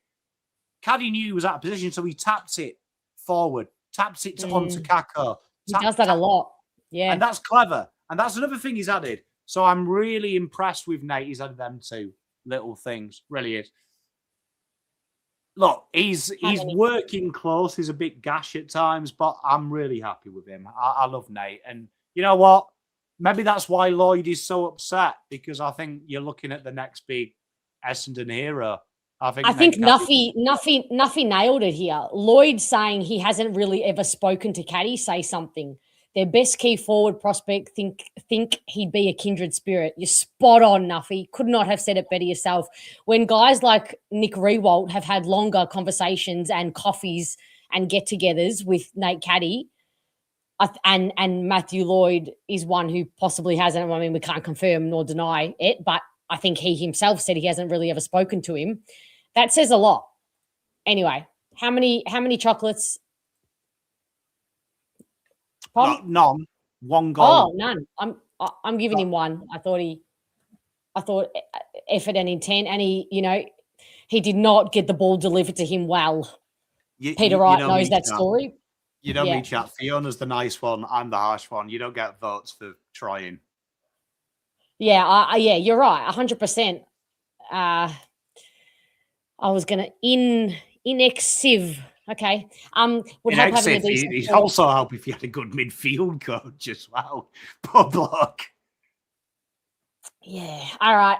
Let's talk about Isaac Kako. Once again, I thought he tried his absolute guts out. A bit like Nate Caddy. They look like they're doing absolutely everything they can, but there's just no one coming along with them, or not many coming along with them. Peter Wright came along with them, but not many others. Say it, Peter, if you're watching this, get some sponsorship, mate. I tell you, sponsor the woman, would you? I'm just so proud of you, Peter, if you're watching this. He knows. I've told him. He knows. I've told him face to face. Sponsor it, Peter, for God's sake. But I've got to say, Isaac Kaka, I thought, and I'm glad you've said that, Stu, because I haven't seen the coaches' votes. I would have said best on by a country mile for Essendon. If I was the North Excuse coach, you? No, Peter Wright, easily. Really? No, if I was a North coach and I was handing out my votes, I would have been like, who causes the most difficulty? I thought Kako, when he went on the ball, I thought Sheasel looked lost at times. Sheasel lost him twice at stoppage, which made me giggle because I think Sheasel is a brilliant footballer. There is something about Kako, and it's the best way I can describe it is it's very raw. He reminds me a lot of Gold Coast Rankine, is the best way I could describe it. He had all the tricks. You knew he was great. Could he just get it right? And then he found it, and we know how good Rankine is. He is a beautiful footballer. Absolutely, yeah, he really is. Footballer. Like, honestly, really so elusive, has all the tricks. I really hope Essendon look after him, because I'm telling you, like, you see what Cozzy does. You see what... I don't want you to get too excited. But I'm just saying, you see what Cozzy does at Melbourne. You see what Rankine does. These game changers. He's him. He's him. Well, you saw him at stoppage and centre bounce. Opposition players don't know what to do with him because he's always on the move, and he's got the twinkle toes and the change of pace and the change of foot that most don't. And he's a shocking matchup. They really struggle with him. In terms of matchups, he got more clearances playing less time in the midfield than Darcy Parish did. So, look, doing this job with you, Fiona, it's hard. It's hard to watch a game again when you're not emotionally invested. Kako makes it easy. Like, Kako makes it easy because I'm like, oh, well, at least I get to watch Kako for 4 quarters. Like, that's good. Like, I can do that. Absolutely. Like, honestly, like, that guy, another level. I think he's the best player on the list. The thing is, his ceiling, I reckon his ceiling is just as high as Nate Caddy's. I know people have torn me down for saying that. I've said it before. I think it's higher, Fiona. Wow. Yeah, see? It's crazy. That's beautiful. That's beautiful. If you said to me, could I have any player on this list? Kako all day long. Yeah. I mean, no, you cannot have no, him. But if you waved a wand at me and said I can steal of course. I'd steal Cax. Yeah, 100%. And this is, but you know what? Everything I'm seeing from him is no surprise. You know what? Isaac Kako is the only reason I remain trusting of the world, because everything else I saw at preseason is not happening. But Isaac Kako, I saw of preseason, is absolutely happening and translating. Nothing else is. No one else is. But Isaac Kako has absolutely translated seamlessly to games. So this does not surprise me at all. You know what? Before I give you my votes, there is something about him as well. There's a little bit of an arrogance there, but it's not a nasty arrogance. But No, you can yeah. see in his eyes, he's not looking at these as idols, older players. He's looking at them as competitors. He Oh belongs no, there. he knows he belongs. Yep. Yeah, and that excites me. He doesn't look scared. You know what? 4 votes. Most votes I've given anyone this year. Ooh, he's getting the 4. I mean, Peter Wright still for me, but Cax is definitely up there. All right.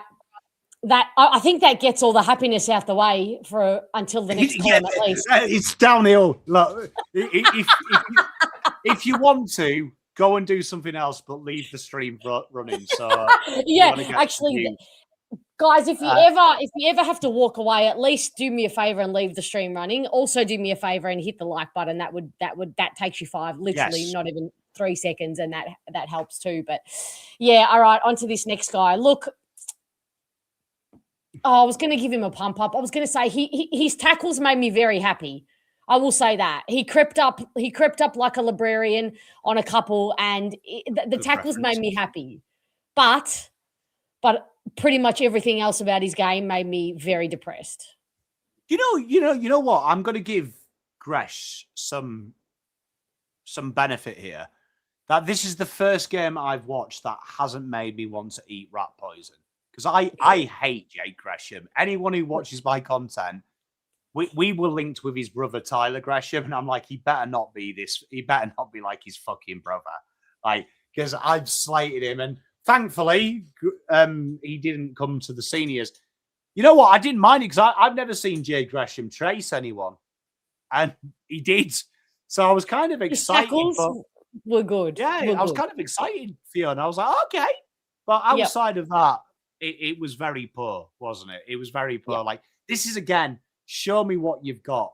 And I didn't think he showed me it. So it was like 1 up from Parish's game, but 8 rungs down from Peter Wright's game. Yeah. I thought, like, his ball winning ability, he gets a new wave of life. He gets a new zest for life when he goes in the middle and sees a ball there to be won. Is quite good. But his post-clearance possession is junk. He just pushes it. He can get it, but he then does not do anything with it. So interesting game for me. Bit of bad, bit of good, but mostly bad. I did watch this game, and I didn't think Hoss was incredibly harsh. Watching Gresh, because obviously Huss came out for Guelphy and Gresh. Well, Guelphy came in. Not Guelphy. Yeah, Guelphy was an emergency. Yeah. I would have rather seen Huss. Like, I did watch this game, and I was like, outside of them tackles, though, I kind of would have liked to have seen the Huss-Kako chemistry, especially with the next guy we're going to talk about. But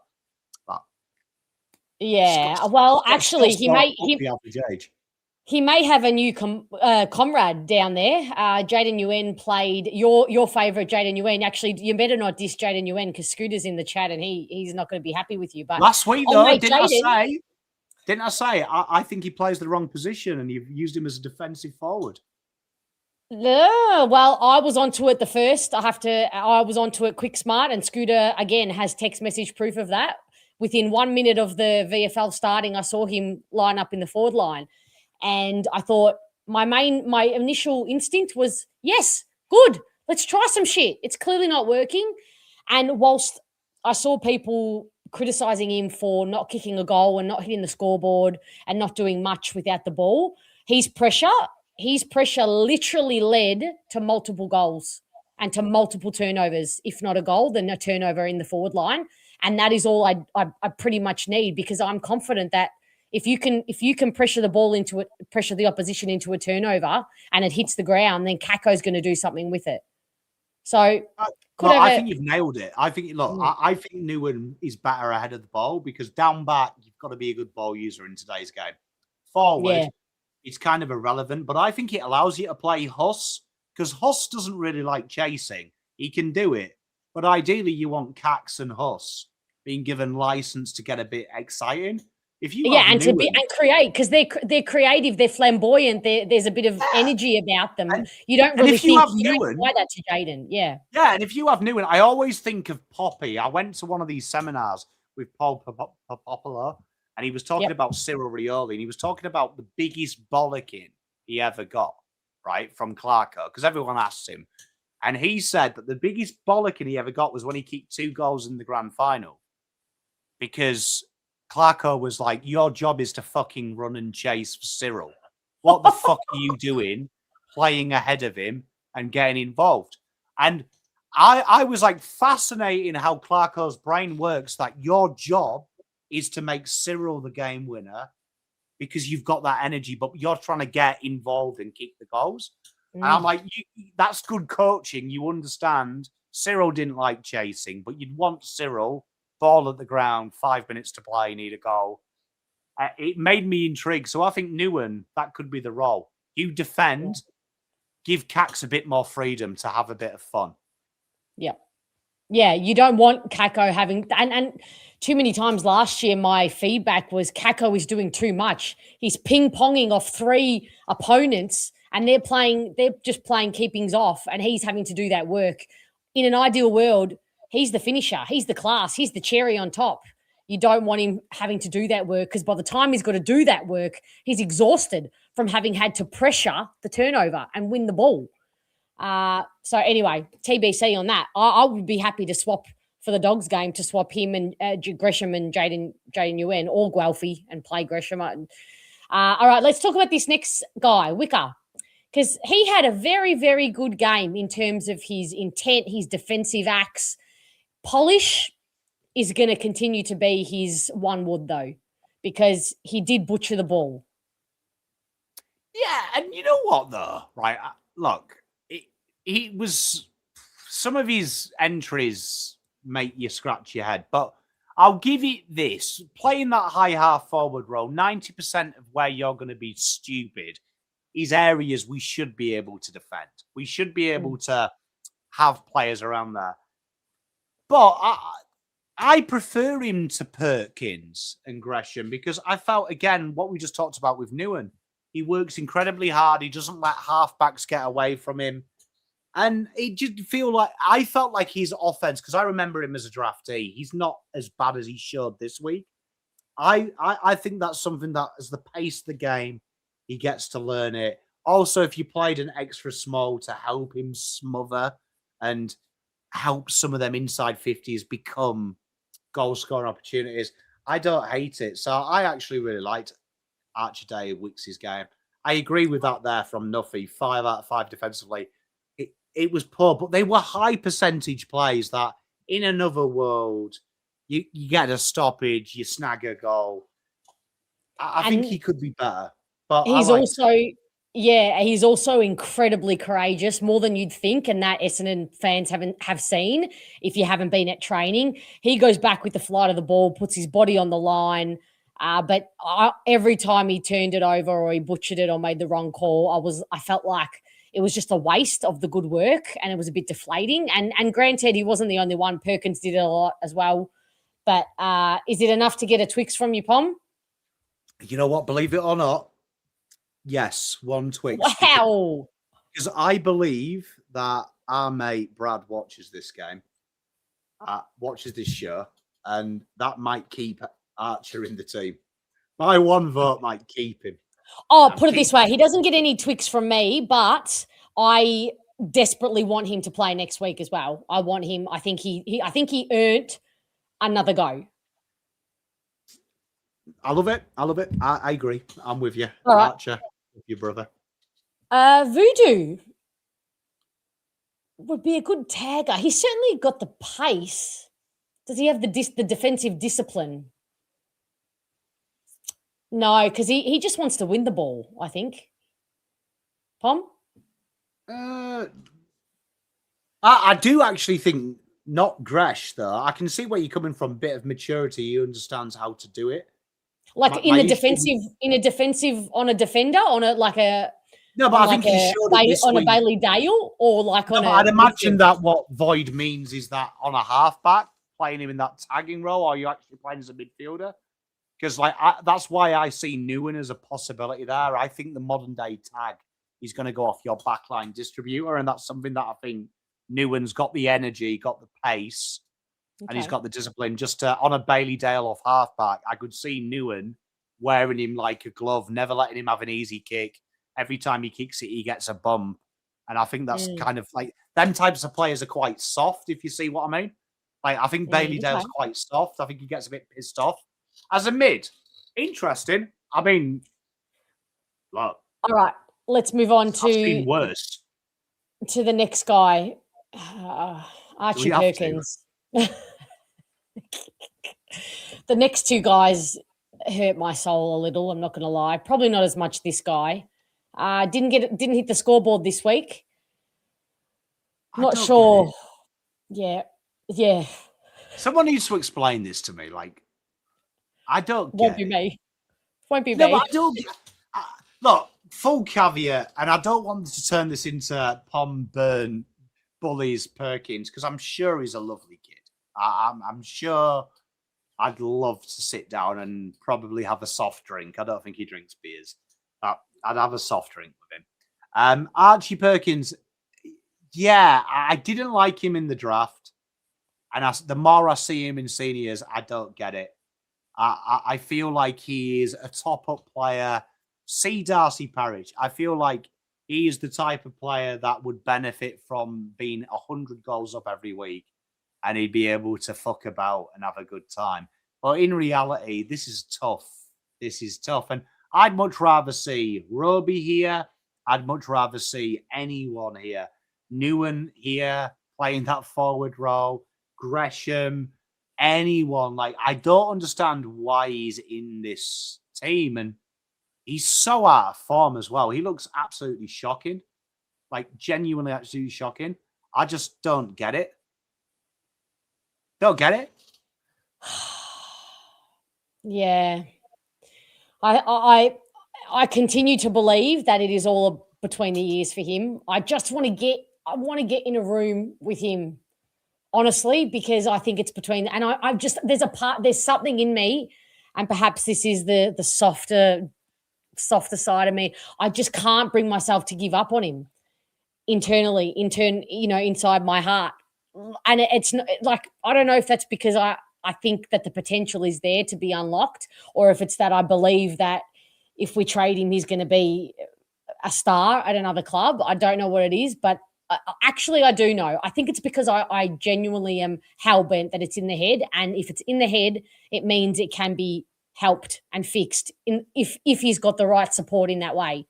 So I don't have Jay Gresham ahead of him personally, but I hear you and I feel you. You see, my issue is though, like, I look at Archer Daywicks, right? And he wants to die. You can see he'd rather die than lose. And yeah, but Perkins was like that in his first year. He was very good. And that was quite a while ago, wasn't it? Like a couple of years ago. Like, there should be some improvement, but I look at him and I don't even see the intent.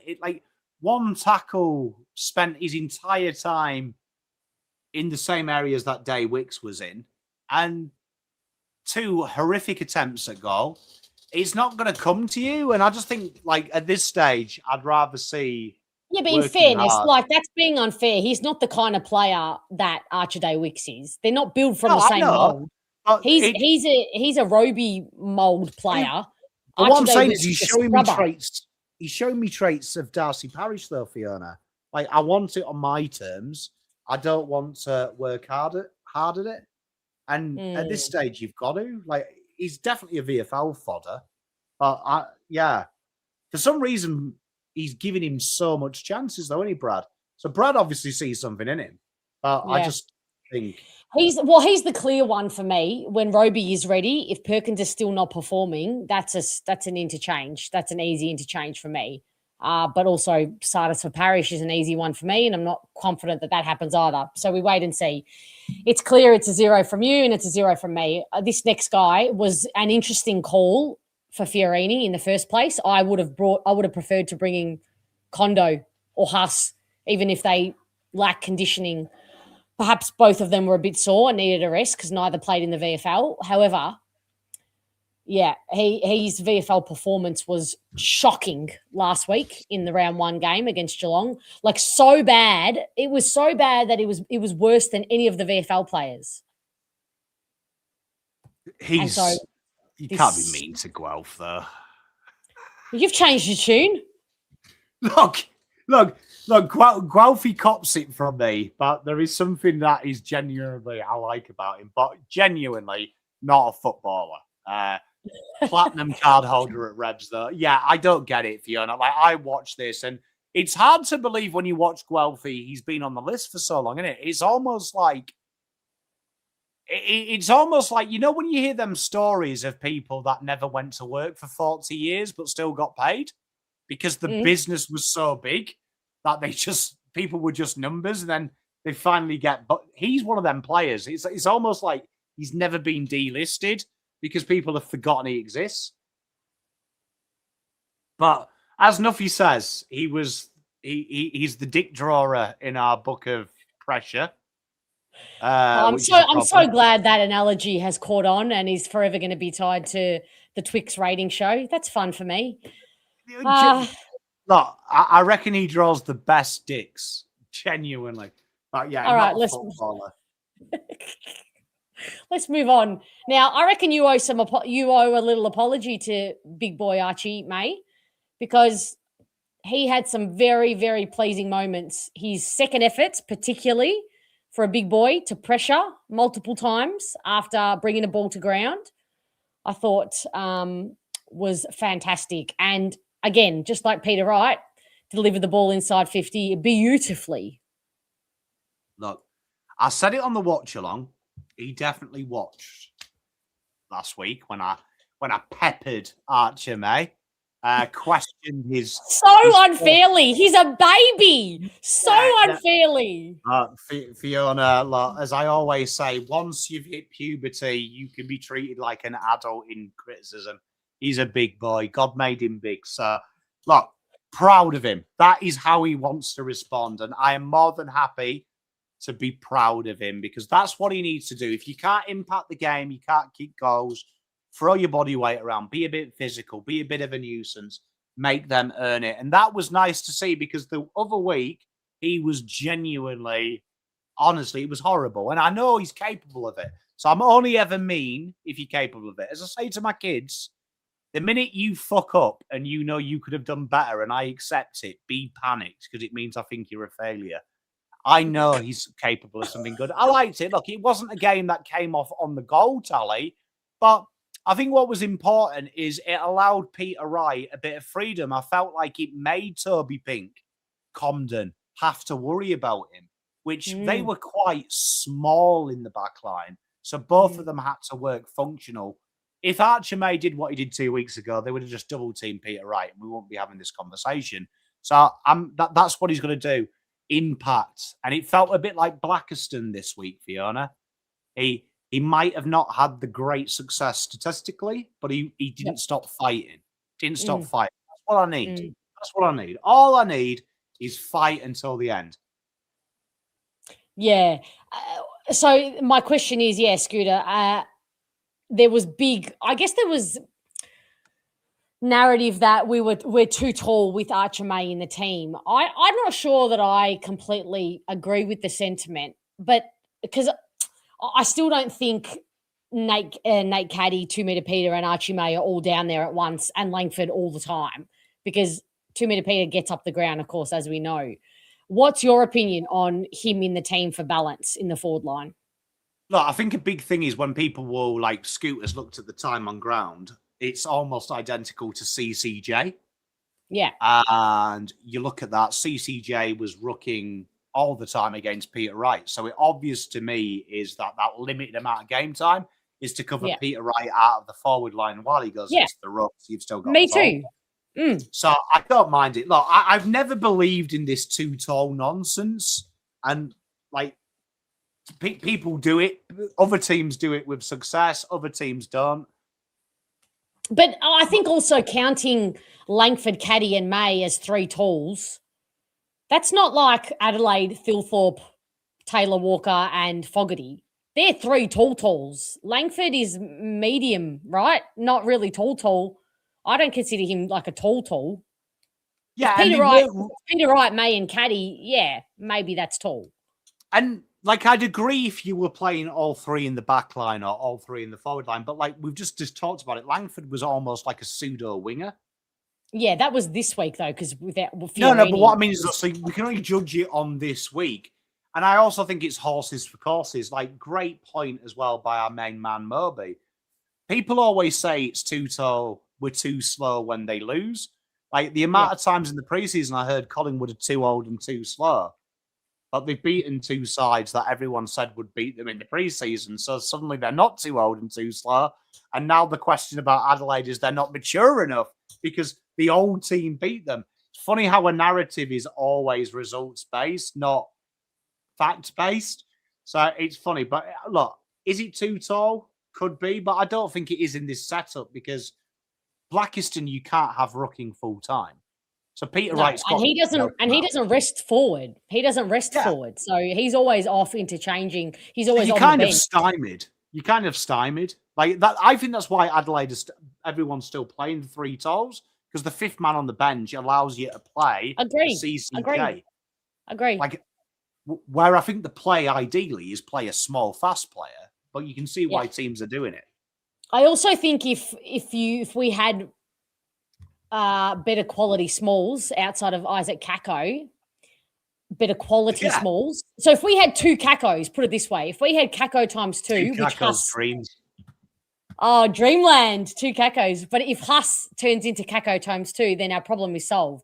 But I think if we had two Kakos right now, it would be a very different conversation because they would make up for the slowness and lack of agility and pace from an Archie May and the other talls. But anyway, Nuffy, thank you so much. Or I don't know if it was Nuffy or somebody else, but somebody rightly pointed out, I horrifically and rudely have forgotten poor Saad Al-Houli on the defenders list. And because I've had so much tech trouble tonight, I'm not going to go ahead and get the defenders list up again. So we're just going to talk about it. Saad Al-Houli had a beautiful moment, one of my favourite moments from the game when he handballed it to himself and was actually playing with a bit of run and freedom and creativity. But, yeah, he probably wasn't able to do his best work. Is that fair to say? He always feels close to a good game. Every time I've seen him, he just feels like he's on the precipice of a good game. Do you know what I mean? He reminds me of, like, Hobbs. Hobbs always felt like he was on the brink of a good game, but could never break through the good game barrier. So, look, he's got everything we need, isn't he? He's quick, he's game. So I think he's worth persevering with. I did like his goal, though. I thought he took his goal well. It was a nice little passage of play. I also liked him in the stoppage, which reminded me of a little bit of, this is a big call, but he reminded me of Tuke Miller. How he got that clearance, how he just went straight at the ball while everyone was fannying around trying to pick it up. He just everyone was kind of looking like, oh, you can do that?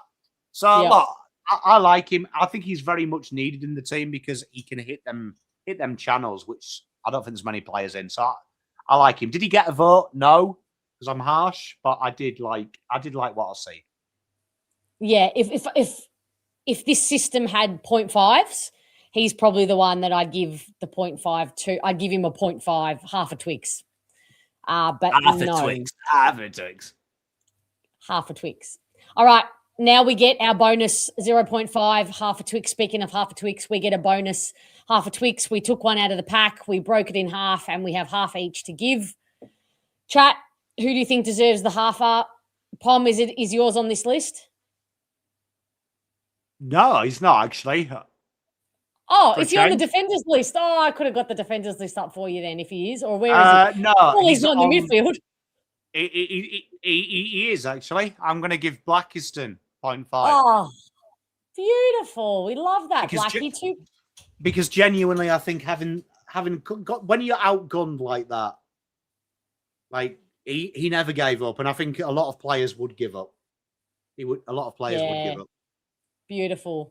All right, well, my player is on this list. I am giving my 0.5 half a Twix to Archie Wicks because I'm I just shocked. I love. thought it was Peter Wright. Oh, I was close. I was very close, but I thought I better not. I wanted to not be so predictable because I knew you all thought I was going to do that. No, I just love the little meatball. I love how he throws his body around, and I have visions, and I have footage actually of him going back with the flight of the ball from training so much, and so I think he deserves it. Yeah, our Hawley Moby was very close, but I just. You know what, Fiona? That's interesting. You just called him the meatball. I don't know if that was a Freudian, but he does remind me actually of Prestia. He absolutely is. When you see him up close at training this year particular, it's like he not remembered, but he became acquainted with the fact that he's solid. He is a solid boy, and he was tackling to hurt at training. He got Redmond. He winded Redmond big time. He got Merritt. He got Caldwell. He got some of the guys who have pretty good spatial awareness in terms of rundown tackles. He got the big boys. There's a guy on our list. I don't know if you know, Jerine. He got him. So yeah, he's a big boy and he's strong and bulky. I love that call for you. And honestly, people just stick with Archie Wicks because you know what? I know he's been shit at kicking, but when he was a kid, he had a beautiful kick. So it's probably just the pace of the game. But he is a genuinely good user when he was a kid. So they don't just lose that. So yeah, it's an interesting call. It's going to be fascinating in terms of Nick Bryan, all being well, if he gets through training this week, I believe he's going to play in the VFL. So if you're heading there on Sunday to watch the demolition at night, at 3:00, the VFL are playing at Marvel as well, so you can watch both. But that's good. That's exactly what should be happening. There should be curtain raisers in the VFL at Marvel Stadium specifically. So I'm glad they've done that. But it's going to be interesting, Pom. When Nick Bryan comes in, are we dropping Blackiston or are we playing both of them? Because then it means you really can't play Archie May. It's tough, isn't it? Because, I mean, would Blackiston go? Well, he was played down back, wasn't he, last week? Yeah. Yeah. Well, no, not last week, last year. No, last year. Like, he was played so when he wasn't full-time rooking. But correct. Would he displace anyone down back? Like, Ben's fit now. Mackay's fit. Reed's fit. So, no, we don't need him. And you've got to put time into Reed, haven't you? You can't just keep dropping and bringing Reed in. So he needs the time. It'd be tough, isn't it? Because Nick Bryan's not really prolific up forward, is he? No, but he needs to be. Neither is Blackiston. He hasn't played it. Which it's continued to surprise me, and I don't know the reason. I'm going to try and find out, but I don't know why we didn't put him down there in match sim. Not once. He made his way down there just by default to get on the end of handball chains to be part of the link up and the chain of play, and he got on the end of some marks, but that was his own taking himself down there, reading the play. Never rested forward, not once in match sim or practice match. I don't know why we wouldn't have just looked at him, see what he got down there. I know he doesn't take marks. You're going to yell at me and say he doesn't take marks. I get that. But maybe he would in the forward line. How do you know? Look, there's many a case of sometimes when you're pigeonholed as a backman or a forward, you excel the other end. Like Rory Lobb looks world class as a backman at the minute. And I remember Carlton being linked with him as a forward, and I wanted to hang myself.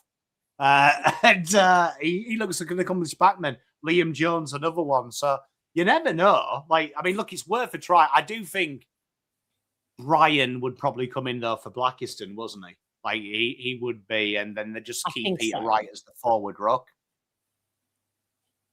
But it would be nice to see Peter Wright spend the whole game forward and not have to worry about fannying about rocking. It's going to be interesting, very interesting. I think they'll definitely, again, particularly with Bryan, given that he did have a little baby setback in terms of his rehab, they will definitely keep him in the VFL for a good 4, maybe 5 games in a row. Maybe not 5, maybe 3 to 4. Unlike Edwards, I think they'll seriously consider him in a couple of weeks potentially to come in. So, actually, it's a good question. He did a lot of ruck work in terms of, so when they were doing ruck at training, when they would break up into their lines and the rucks went into the middle with Peter Wright also with the bag and Todd Goldstein, May was actually part of that group in the centre who actually did some of the jumping, and May did do some of the ruck work in our practice matches against Richmond. Don't know if he did it against St Kilda, but definitely against Richmond, he did the ruck work in the forward line. So he can ruck. Not full-time, of course, but he can play that, do the Tom Hawkins role when the ball is in the forward line. So, you know what? I'm excited about seeing Edwards back. I really liked him last year. Did you catch a bit of a highlight of what he did in the VFL on Saturday? I'm so glad. I did watch the VFL. I watched it purely for this show just to see, but he had a very good return to the form. He single-handedly played in that game, didn't he? He was phenomenal for a guy who has not done a lot of contact work. In fact, maybe a month at best of contact work from the entire summer. He was taking contact like a champ. Very, very happy with his game. I think they'll give him another game or two. He reminds me a lot of Liam McMahon, but with physical contact. Like in the terms of he works hard up the ground. Macca, love Macca. So smart. But Macca will just wait for the ball to come to him. And if he comes to him, look out, it's a goal. But yeah. I noticed that last year when he played for your seniors, he works really tirelessly up and down the ground, which you can't teach. Like that's like either you haven't. So I reckon Archer May's in trouble when he hits his straps because I reckon Edwards is his pole position for that role. Yeah, I agree. And he's so smart, Pom. He's so smart. And I don't know how that's going to go with the delivery he gets from the midfielders, but he's so smart. He knows he's got Solly Roby and Edwards, that's 9 goals. Add 9 goals to the game. He's got a very unique sense of awareness in the forward line and finding space. So we'll see how we go. Anyway, chat, thank you so much for being here. Appreciate you all joining us tonight. Unfortunately, hopefully one of these days we'll be doing this rating show after a win, although now I'm not super confident. It might be like the Eagles last year who got one win in May. They had to wait till May till they got a win. I'm feeling like that could be where we're heading, chat, but we're all together in this. I certainly will be here for you all, bringing you some fun, dumb, lighthearted content when Pom is not being mean to poor old Archie May and who else he been mean to tonight? Archie Perkins. It's all the Archies. Do you not like that name? Is that the problem? Yeah, well, to be fair, I've never heard of the name until I moved over here, so I can't even say it's like someone at school that I didn't like. But, it is a modern-ish kind of name. It definitely is like from the 2000s. It's definitely named by a mum that believes in star signs, isn't it? Oh, okay. What a generalization. Anyway, on that note, you're going to get me cancelled one of these days, unless I get myself cancelled because it's the 1950s. Did you know that, Pom? Did you know that I also don't work for the club? Did you know that? Did you know that this program, this channel is not made for children? Did you know that part? I have to say, Fiona, you have been incredibly ladylike today. So, well, thank you. I mean, I am a full-grown fucking woman, but I will take that compliment any day of the week. She ruined it then, though, didn't she, with the F-bomb? we nearly got through it. All right, team. You will have a preview out of the show. Oh, yes, I did a preview with Felix from Everything Essendon of the Bulldogs game tomorrow. You will have that in your feeds.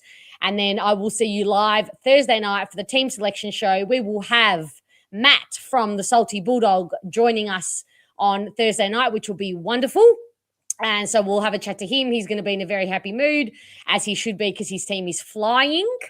Pommy, as always, thank you for being a bit of light-heartedness in this darkness, and we are officially in it together because our teams suck.